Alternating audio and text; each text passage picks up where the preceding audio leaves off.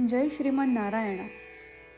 खालील दिलेले भाष्य हे श्री रामानुजदास श्रीमान गट्टू वेणुगोपाल स्वामी यांनी इंग्रजीत केलेला श्रीमद भगवद्गीतेचा मराठी भावार्थ आहे.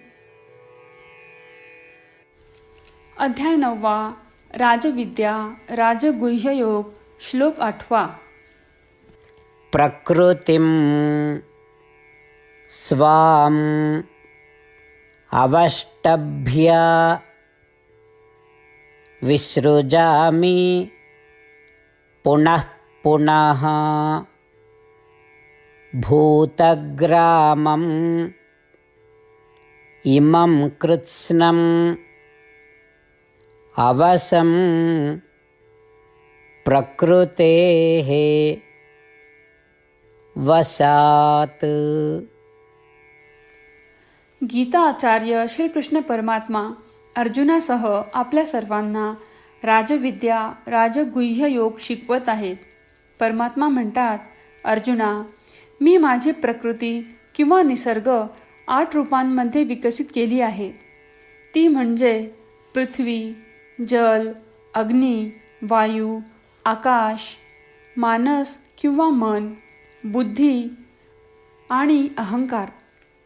आणि ही प्रकृती किंवा निसर्ग आश्चर्यकारक आणि विचित्रपणे विकसित होते. त्यामुळे हे सर्व जीव माझ्या प्रकृतीला किंवा निसर्गाला मोहित होऊन वश होतात.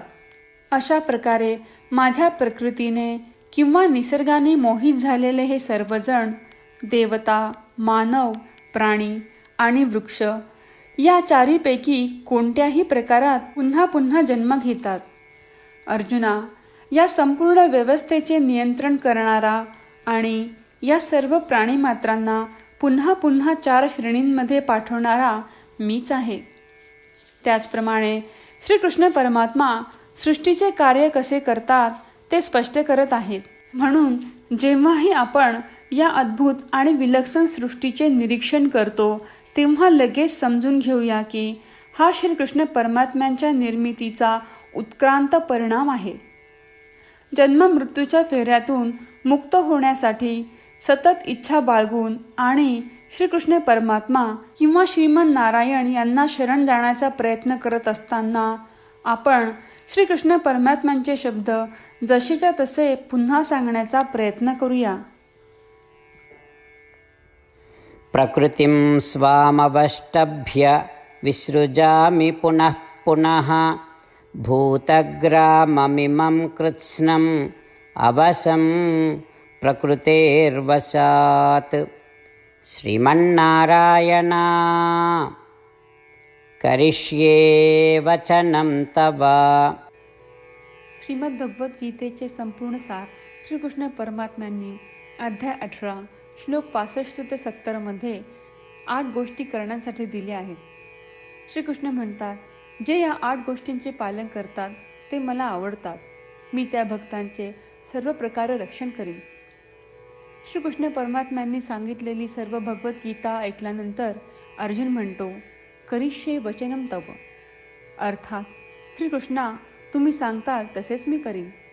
म्हणूनच श्रीकृष्णांनी अर्जुनाला सर्व प्रकारचे यश आणि विजय बहाल केले आहेत. परमात्म्याला आपले वचन देऊया की आपण या 8 क्रिया पाळू. परमात्म्याला हा शब्द देण्यापेक्षा मोठी कोणतीही पूजा, तप, यज्ञ नाही. ह्या 8 क्रियांचा तुम्ही सर्वांनी मनाने विचार करा असे मी म्हणेन. अशा प्रकारे आपण श्रीकृष्ण परमात्म्याला आपले वचन देत आहोत. आपण सर्वांनी श्रीकृष्णाच्या चेहऱ्याचा आनंद आणि सुख अनुभवूया.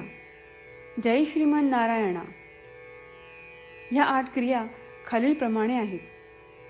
हे श्रीमन नारायणा, तुम्ही सांगितल्याप्रमाणे मी नेहमी तुमच्यावर चिंतन आणि विचार करीन. हे श्रीमन नारायणा, तुम्ही सांगितल्याप्रमाणे मी सदैव तुमचा भक्त असेन. हे श्रीमन नारायणा, माझी सर्व कृती तुमची सेवा आणि तुमच्या समाधानासाठी करीन. हे श्रीमन नारायणा, तुम्ही अनुसरण करायला सांगितल्याप्रमाणे मला खूप विश्वास आहे की मी तुमचा आहे आणि मी नेहमी हात जोडून तुम्हाला नमस्कार करीन आणि तुमची पूजा करीन. हे श्रीमन नारायणा, मला तुमचे शब्द आठवले मामेकम शरणम व्रज, जे तुम्ही एकट्याला शरण जायला सांगितले आहेत. श्रीमन्नारायणा, मी एकटाच तुम्हाला शरण जातो. हे श्रीमन्नारायणा, मला तुमचे मा शुचाह शब्द आठवले की तुम्ही आम्हाला दुःख न करण्याचे आश्वासन देत आहात. मी यापुढे शोक करणार नाही. हे श्रीमन्नारायणा, तुम्ही आमच्यासाठी श्रीमद भगवद्गीता देऊन आम्हा सर्वांवर कृपा केली आहे आणि आशीर्वाद दिला आहे. मी दररोज किमान एक श्लोक वाचण्याचे किंवा ऐकण्याचे वचन देतो. हे श्रीमन्नारायणा, तुम्ही गीता सर्व मानवजातीपर्यंत पोहोचवलीस. मी गीतेतील तुमचे दैवी वचन त्या भक्तांपर्यंत पोहोचवण्याचा प्रयत्न करेन जे गीतेला अपरिचित आहेत. हे श्रीमन्नारायणा, तुम्ही सांगताल तसेच मी करेन. तुमच्या इच्छेप्रमाणे वागेन आणि तुमच्यासाठीच काम करीन. श्रीमन्नारायणाला आपण वचन देऊयात की दररोज त्यांनी सांगितल्याप्रमाणे आपण आचरण करू. हीच एक महान पूजा आहे. श्रीमन्नारायणा, करिष्ये वचनम तव. श्रीमन्नारायणा, मी तुमच्या सूचनेनुसार वागेन. प्रकृतिं स्वाम अवष्टभ्य विसृजामि पुनः पुनः भूतग्रामम् इमं कृत्स्नम् अवसं प्रकृतेः वसात्. प्रकृतिं स्वामवष्टभ्य विसृजामि पुनः पुनः भूतग्राममिमं कृत्स्नम् अवसं प्रकृतेर्वसात्.